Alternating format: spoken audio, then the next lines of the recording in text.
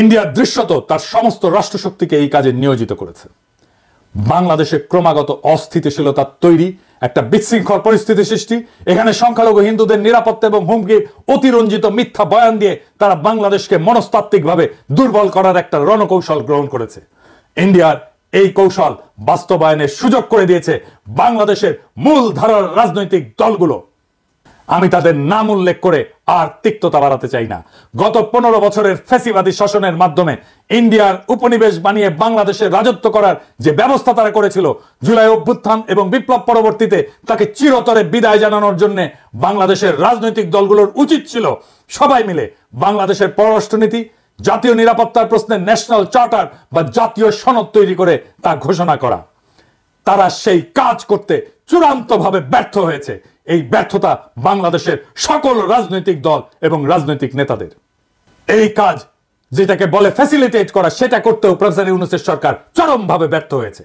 গণপ্রতিরক্ষার নীতি গ্রহণ করে সম্মিলিতভাবে জাতীয় ঐক্যের এক নতুন অবস্থান সৃষ্টি করা উচিত ছিল বিপ্লবের পরেই। বাংলাদেশের এই অভাবনীয় জাতীয় ঐক্যকে সংহত না করে তারা শুরু করেছে অনুগ্রহ লাভের সেই পুরনো দেন দরবার, তথাকথিত বন্ধুত্ব রক্ষার প্রচেষ্টা, শক্ত অবস্থান গ্রহণের দুর্বলতা, ইন্ডিয়া প্রশ্নে দৃশ্যমান বিভক্তি প্রকাশের কারণে শত্রুপক্ষ আজ আবার পুরনো কায়দায় বাংলাদেশকে কোণঠাসা করার হীন চেষ্টায় সর্বশক্তি প্রয়োগ করে বিজয়ী জনতার উপরে ঝাঁপিয়ে পড়েছে।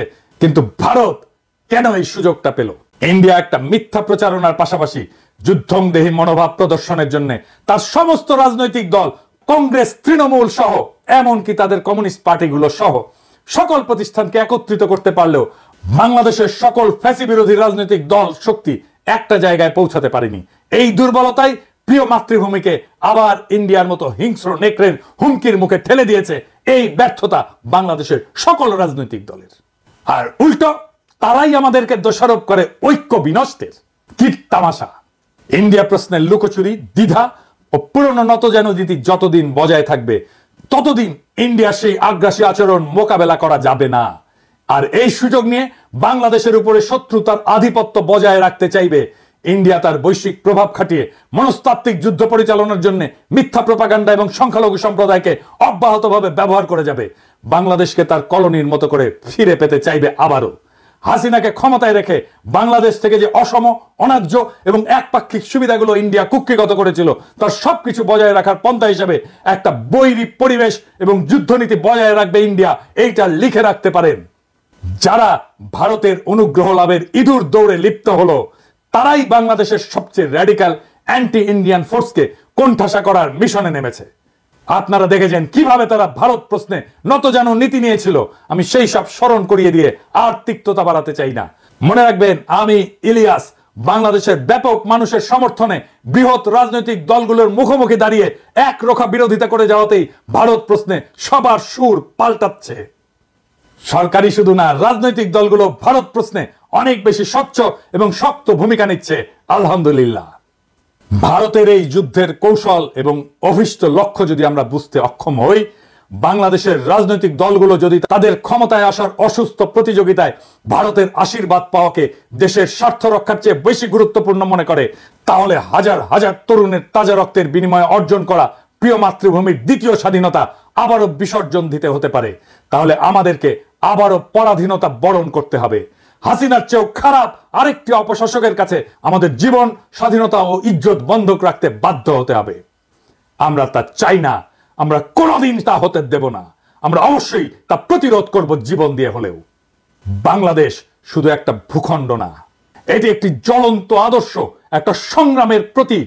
হাজার হাজার ছাত্র জনতার রক্তের বিনিময়ে অর্জিত এই মুক্ত মাতৃভূমি আমরা কারো পদতলে সমর্পণ করব না।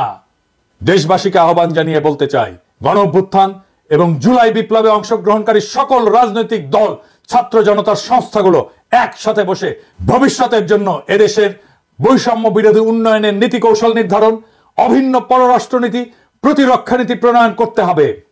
এটাই হবে আমাদের ঐক্যের ভিত্তি।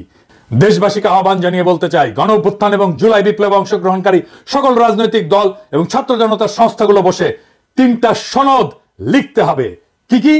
উন্নয়নের নীতি, পররাষ্ট্রনীতি, প্রতিরক্ষা নীতি। এই 3টাই হবে আমাদের ঐক্যের ভিত্তি। ঐক্য নষ্ট করতেছি বলে যারা চিল্লান, দেখি এইটা করতে পারেন কিনা, এটা করার হিম্মত হয় কিনা। যদি চান এটা লিখে দিতেও পারি। ঐক্য ঐক্য করে চিল্লান, কার ভিত্তিতে ঐক্য, কেন ঐক্য, সেটা ক্লিয়ার করে বলতে হবে। আর এইবার মেহেরবানি করে লড়াইয়ের সব স্টেক হোল্ডারদেরকে সম্পৃক্ত করবেন এই 3টা নীতি লেখার জন্য। এই 3টা নীতি বা 3টা সনদ লেখার জন্য জাতীয় ঐক্য তখনই সম্ভব হবে যখন একটা লিখিত বা অলিখিত চুক্তি বা সনদ বা চার্টার থাকে। নবী করিম পিস বি আপন হিম একটা চার্টার করছিলেন, মদিনা সনদ। এইরকম একটা সনদ বানান। বাংলাদেশ মুক্ত হয়েছে শুধুমাত্র ভোটের জন্য না, বাংলাদেশ মুক্ত হয়েছে একটা নতুন রাষ্ট্রের জন্য।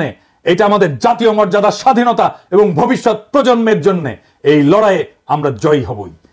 দেশবাসীকে আশ্বস্ত করে বলতে চাই, আওয়ামী লীগের প্রত্যাবর্তন আর ভারতীয় আধিপত্যবাদের নতুন অভিষেকের চেষ্টা করলে বাংলাদেশ বুক চিতিয়ে প্রতিরোধ করবে। প্রয়োজন হলে আবারও দেবে 1 নদী রক্ত। তবুও সেই আওয়ামী শাসনে, ভারতের দাসত্বের জীবনে কখনো ফিরে যাব না। হয় মুক্ত স্বাধীন মাতৃভূমি অথবা মৃত্যু, এর মাঝামাঝি আর কিছু নয়। ইনকিলাব জিন্দাবাদ।